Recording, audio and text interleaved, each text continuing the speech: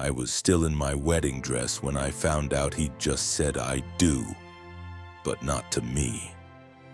My name is Claire Lawson, and I was supposed to be married on a Friday in June. Everything was ready. The flowers had arrived. The chairs were lined in 2 perfect rows. My dress was hanging on the back of my hotel room door, white satin with a tiny line of pearls. And I was in love. Or at least, I thought I was. His name was Ethan Monroe. He was calm, dependable, and made me feel like I was safe. Like I'd finally stepped out of all the wrong stories and into the right one. We met at work. He was a consultant for a company I handled marketing for. And he made the first move. Gentle, respectful, charming. 6 months later, we moved in together. It was fast. My friends said so, but my heart had been waiting so long to feel chosen. And Ethan, he said he knew from the moment he saw me. He proposed on Christmas Eve with a candlelit dinner and my favorite jazz record playing. No flash, no public display, just us. It felt real, private, the way love should be. But the first sign that something wasn't right came during wedding planning. Ethan was distant, not cold, not angry, just distracted. He kept pushing off details, didn't want to pick a cake flavor, didn't seem interested in guest lists. "I trust your taste," he'd say with a half smile. "You're better at this stuff anyway." At first, I thought it was nerves, or maybe work stress. His job had picked up. He was flying back and forth for a big contract in Dallas. I tried to be understanding. I handled the vendors, the schedule, even his suit fitting. I practically had to drag him to it. But then came the night before the wedding. We were staying in the same hotel, separate rooms just for the tradition. He texted me around 11 p.m. "Running to grab something real quick, be back soon, I love you." I smiled at the message, took a deep breath. I thought maybe he was getting me a surprise, a note, a small gift, something sentimental. I had no idea that that text would be the last time I ever heard from him. The next morning I woke up early, heart fluttering with excitement. My bridesmaids were already buzzing around the room, curling hair, steaming dresses, laughing about the night ahead. But my phone had no new texts, no good morning from Ethan. I called him, straight to voicemail. I called again. Still nothing.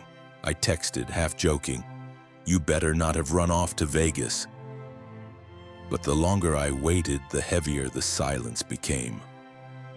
At 10 a.m., my maid of honor, Julie, came into the room slowly. I could tell something was off by the way she closed the door behind her. "Claire, he's not in his room." "What?" "He's not there. Bed's still made. No one saw him leave this morning." My stomach dropped. I called Ethan's brother. No answer. I texted his best friend. He hadn't heard from Ethan in days. I went to the front desk, asked if he'd checked out. They said he never returned after leaving the hotel lobby around midnight.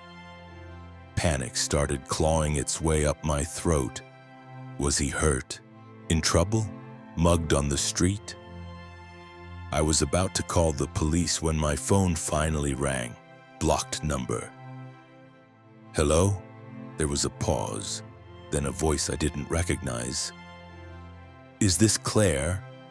"Yes, who is this?"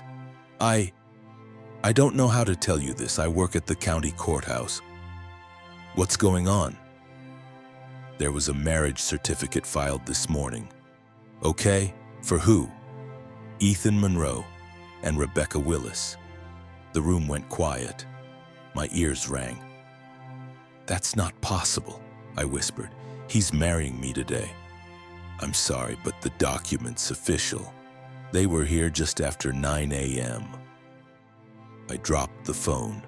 My legs gave out, and I sat there, in full bridal makeup, veil already pinned, trying to understand how the man I loved was marrying someone else. He told me to wait in white while he said his vows to someone else. My friends didn't know what to do. One bridesmaid took my phone. Another was dabbing my foundation, trying to fix the streaks of ruined mascara. But nothing could fix what I felt in that moment. I wasn't just abandoned, I was replaced. I couldn't even speak. I just kept whispering the same thing. There has to be a mistake. It can't be real, not Ethan, not him. Julie, my maid of honor, stepped in and took control. She called the courthouse herself and got confirmation. Ethan Monroe, Rebecca Willis. Marriage filed at 9:17 a.m. The official scanned it into the system an hour later. The receptionist even remembered them. They seemed in a rush, she said. He looked nervous. She looked annoyed. Nervous, not because he was doing something wrong, but because he knew I was still waiting, still trusting. Word spread fast. Guests were already arriving. My parents were at the venue. The florist was unloading bouquets, and I was sitting in a hotel suite in my wedding dress with no groom and no answers. Julie grabbed my hand. "Claire, we need to do something. Do you want to tell your parents, or should I?" I couldn't even think about my parents or the guests, or the money we'd spent. I only wanted one thing: the truth. I told Julie to give me 20 minutes. I took off the dress, slowly, like I was peeling off a lie that had been stitched to my skin. And then I opened Ethan's laptop. He'd left it in the hotel room. I don't think he expected to need it again. I searched his browser history, his downloads, his saved passwords, and that's when I saw it. A login for a separate Gmail account I'd never seen before, one that auto-filled instantly. The inbox was full.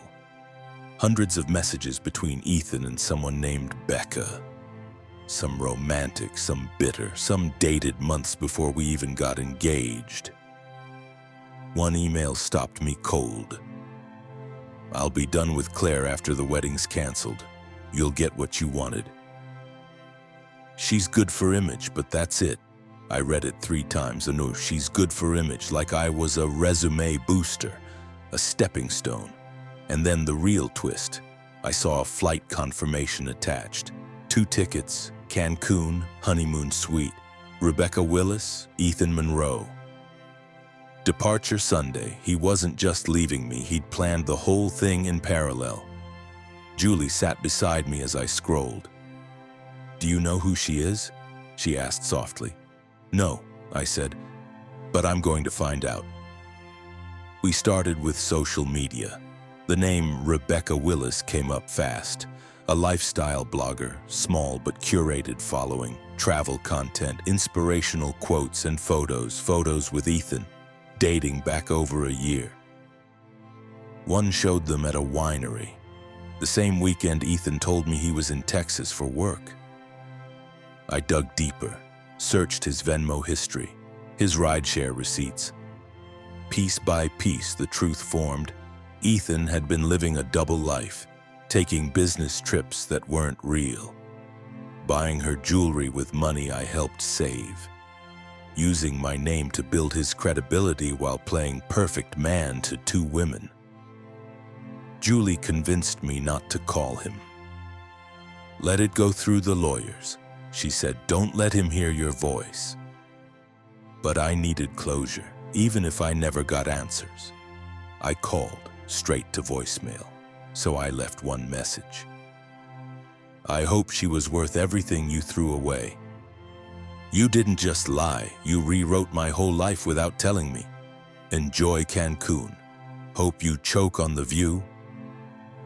By Monday, everyone knew. Guests were calling my parents, confused. My mother tried to tell people Ethan had fallen ill. I shut that down quickly. No, I told her. He married someone else. That's what happened. The fallout hit hard, but so did something else. Support. People I hadn't spoken to in years reached out. Old classmates, co-workers, even Ethan's former assistant. One of them sent me a screenshot, a message Ethan sent to a friend 2 weeks before the wedding. Marrying Claire would be smart, but Becca's already getting pushy, gotta cut loose soon. I stared at it for a long time, not because it hurt, but because it finally set me free. But the next email I found, that one changed everything. It was from Rebecca. Subject: if she ever finds out the truth, we're both ruined. And in the thread, a scanned copy of a prenup agreement with forged initials. It wasn't just a betrayal, it was a scam. He didn't just leave me at the altar, he forged my signature before disappearing. I couldn't breathe. I stared at the PDF Rebecca had emailed Ethan. Let me know once you sign it. We need her initials on page 3 in case the notary asks questions.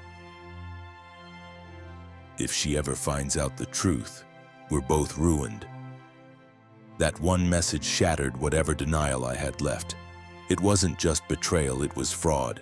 They had created a fake prenup with my forged initials to protect Ethan's assets in case of divorce. Except we never got married, and I never signed a thing. I took screenshots of everything, every email, message, flight detail. I called my lawyer and told her everything. Her voice was tight. Claire, if he forged your signature, this could be criminal. We met the next morning. She printed out the documents and highlighted the places where my signature was clearly copied from an old lease form. One Ethan had signed with me 3 years ago. They didn't even do a good job, she said. They assumed you'd never check, because they assumed you'd still be chasing him. They didn't know me at all. The more we uncovered, the worse it got. Ethan and Rebecca had been working together for nearly 2 years. She wasn't just a side fling, she was part of a long-term scheme. Ethan had borrowed nearly $80,000 from a shared investment account we opened after our engagement. The account was in his name only, but I was the one who funded it. My inheritance from my grandmother. Money I'd been saving to start a marketing agency. He took every penny, moved it to an offshore wallet, then shut the account down 3 weeks before the wedding. Julie and I sat in my kitchen going over the timeline again. He never loved me, I said quietly. Julie shook her head. I don't think he even knows how to love. This was always about money, reputation, control. I pulled up Rebecca's blog again. Everything looked so perfect. Their honeymoon in Cancun, her dream life, the photos of luxury dinners and resort spas. All funded by my dreams. Until I saw a comment on one of the posts. Hey, didn't your guy used to be engaged to someone else a few months ago? Another comment. I remember Ethan from Claire Lawson's engagement post. Are you the same dude? And then one more. You stole someone's future for a fake wedding and likes. Shame on both of you. That night I did something I never thought I'd do. I wrote a post, no names, no direct callouts, just a story. Mine. I posted it on my personal blog titled, He Said He'd Be Right Back, and never came back to me. Within 48 hours, it had over 300,000 views. Strangers commented. Other women messaged me saying they'd been ghosted, lied to, tricked into financial ruin. And some shared familiar names, Ethan Monroe among them. Turns out I wasn't the first, just the one who fought back. I gave the post to my lawyer, who forwarded it to a fraud investigator. Between the forged prenup, the financial manipulation, and the stolen funds, a legal case was forming. And it wasn't just civil, it was criminal. She warned me it could take time, that these cases often dragged. But I didn't need instant justice. I needed impact. 2 weeks after the blog went viral, Ethan's employer suspended him. His face was in Google search results, paired with the word fraud. Rebecca lost 2 brand deals, and her comment sections were in shambles. She turned everything private within days, but that wasn't enough. Not yet. I went to my grandmother's grave, sat there quietly with my hand on the headstone.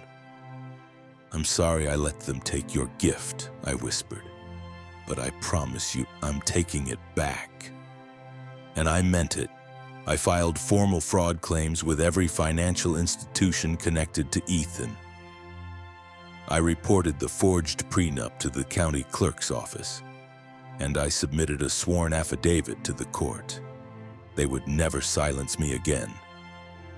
Then, just as I was beginning to breathe again, an email popped up in my inbox from Rebecca. Subject line, "We both lost him. You just don't see it yet." I opened it. "You think he was mine?" "Claire, I was just as fooled as you. He told me you were stalking him, that the engagement was fake, that you forged things. I didn't know he had another life. And I didn't know I was the next target." Attached was a photo. A picture of Ethan kissing a third woman. Date stamped 3 weeks before he left me. I waited for him at the altar, but months later I watched him walk into a courtroom, wearing handcuffs instead of a tux. I stared at the photo Rebecca had sent me. Ethan, smiling, with a third woman. Date stamped 3 weeks before he disappeared from my life. So it wasn't just me, and it wasn't just Rebecca. It was a pattern. He was a man who fed on people's trust, one betrayal at a time.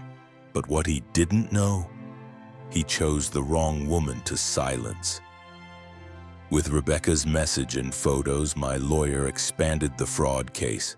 We now had a forged prenup, misappropriated funds from our joint account, multiple women with overlapping timelines, and written admission from Rebecca that confirmed conspiracy.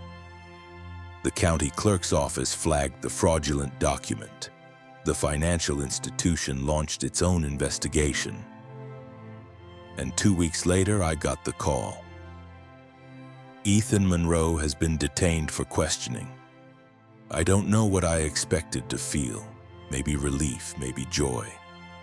But all I felt was hollow, because no amount of justice could return the time I lost believing in him. The hearing wasn't public, but I was allowed to attend. When Ethan walked in, I barely recognized him. No suit, no charming smirk. Just a pale face and nervous eyes that didn't meet mine. He tried to avoid looking at me, but I stared at him the entire time. When the judge asked if I wanted to give a statement, I stood. "I trusted this man," I said. "I built a future around lies he told with complete confidence. He took my money, my time, and my dignity, and tried to make me believe it was love. But I'm not here to ask for his punishment. I'm here to reclaim my voice." The courtroom went silent. The judge nodded slowly, then turned to Ethan. "Mr. Monroe, this court finds sufficient grounds to proceed with formal charges of financial fraud, document forgery, and identity misrepresentation." And just like that, his carefully built world began to collapse. I never spoke to Rebecca in person again, but a few days after the hearing, she sent another email. "You were right to expose him. I didn't believe you at first, but now I do. He took from me too. Not just money, but years I'll never get back. It wasn't closure, but it was something. I sold the wedding dress, donated the venue deposit to a women's shelter, and finally reopened the small agency I'd been dreaming about since college. Using a grant I applied for without anyone else's help, I started sharing more of my story online, not to relive the pain, but to show people what healing actually looks like. It's not a perfect arc, it's not wrapped in a bow, but it's real, and it's mine. A month later, I got a DM on Instagram from a woman named Marissa. "I think I was dating your ex-fiancé around the same time too." He told me his name was Thomas. He promised to marry me next fall. I sent her everything I had. She was stunned, said she'd been helping him launch a fake real estate startup, pouring in money. He had 4 women on the line, not just me, not just Rebecca. He was running love like a Ponzi scheme. I never yelled, never slashed tires, never posted his face with flashing red arrows.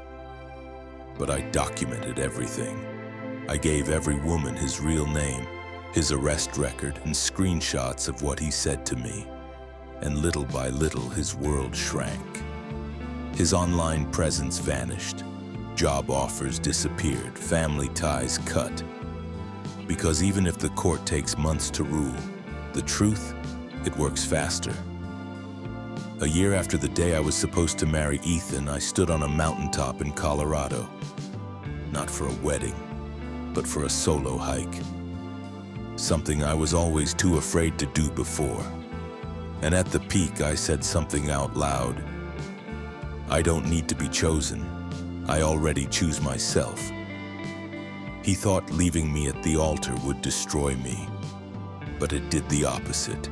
It cleared the space for who I was always meant to become. I never needed his vows. I only needed my voice. And now, I have it back.